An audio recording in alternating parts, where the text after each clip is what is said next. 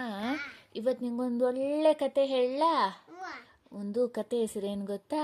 ಜಾಣ ಕಾಗೆ ಅಂತ. ಒಂದ್ಸಲ ಏನಾಗ್ತಂದ್ರೆ, ಒಂದು ಕಾಗೆ ಇದೆ ಅಲ್ವಾ, ಕಾಗೆ ಹಾರ್ಕೊಂಡು ಹೋಗ್ತಾ ಇತ್ತಂತೆ. ಆವಾಗ ಅದಕ್ಕೆ ಈ ಮರ ಇದೆ ಅಲ್ಲ, ಮರದ ಕೆಳಗಡೆ ಒಂದೇ ಒಂದು ತುಂಡು ಮಾಂಸ ಕಾಣಿಸ್ತಂತೆ. ಅವಾಗ ಈ ಕಾಗೆ ಏನ್ ಮಾಡ್ತು ಗೊತ್ತಾ?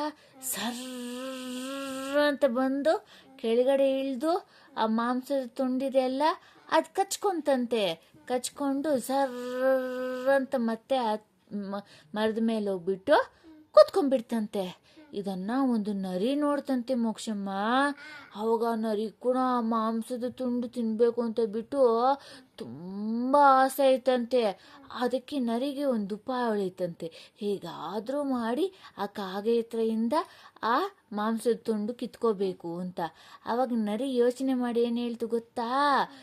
ಏನು ಹೇಳ್ತು ಅಂತಂದರೆ, ಕಾಗೆ ಹೇಳ್ತು, ಕಾಗೆ ನಿನ್ನ ಧ್ವನಿ ಎಷ್ಟು ಚೆನ್ನಾಗಿದೆ ಗೊತ್ತಾ ಅಂತ ಹೇಳ್ಬಿಟ್ಟು ಹೊಗಳ್ತು ಗೊತ್ತಾ. ಅವಾಗ ನೀನೊಂದು ಹಾಡು ಹೇಳು ಅಂತ ನರಿ ಈ ಕಾಗೆಯನ್ನ ಕೇಳ್ತು.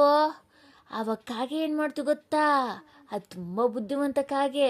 ಅದ್ರ ಬಾಯಿಲಿ ಮಾಂಸದ ತುಂಡಿತ್ತಲ್ಲ, ಅದನ್ನ ಕಾಲು ಕೆಳಗಡೆ ಇಟ್ಕೊಂಡು ಕಾ ಕಾ ಕಾ ಅಂತ ಕೂಗ್ತು. ಪಾಪ ನರಿ ಏನು ಅನ್ಕೊಂತು, ನಾನು ಹೇಳಿದ ತಕ್ಷಣ ಅದು ಹಾಡು ಹೇಳತ್ತೆ, ಹಾಡು ಹೇಳ್ದಾಗ ಆ ಮಾಂಸದ ತುಂಡು ಕೆಳಗಡೆ ಬೀಳತ್ತೆ, ನಾನು ಎತ್ಕೊಂಡು ಓಡೋಗ್ಬೋದು ಅನ್ಕೊಂತು. ಆದರೆ ಜಾಣಕ್ಕಾಗಿ ಏನು ಮಾಡ್ತು? ಕಾಲು ಕೆಳಗಡೆ ಮಾಂಸ ತುಂಡು ಹಿಡ್ಕೊಂಡು ಕಾ ಕಾ ಕಾ ಅಂತು. ಪಾಪ ನರಿಗೆ ಆ ಮಾಂಸದ ತುಂಡು ಸಿಗಲೇ ಇಲ್ಲ. ನಿರಾಸೆಯಿಂದ ಕಾಡಿಗೆ ಓಟೋಯ್ತು. ಅಲ್ಲಿ ಕಾಗೆ ಬುದ್ಧಿವಂತ ಅಲ್ಲನಾ? ಬುದ್ಧಿವಂತ. Very good ಮೋಕ್ಷಮ್ಮ.